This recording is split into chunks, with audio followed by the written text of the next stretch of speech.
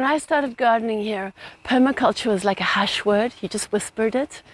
But we like to gather in various techniques, and it was so valuable for us to play around with the whole permaculture idea, even though it's a very formal garden. So we had a pseudonym for permaculture, and that's the Three Sisters. And it's based on the South American method of really reflecting on what nature does out there, and it's allowing your maize to grow. You can see over here some nice maize just starting, not really very mature yet. What do we have in here? I'm just curious, I know, like peeping. After sowing the maize, about 2 weeks later, you'd actually sow the beans, and the beans will be climbing up these maize poles.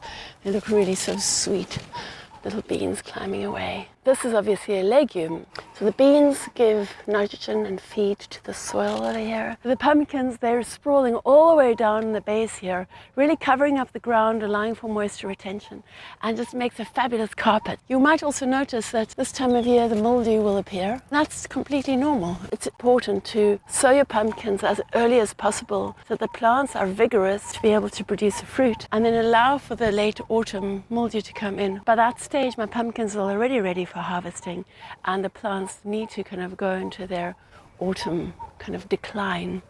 So yeah, this is just wonderful how nature works together and these three sisters stay strong.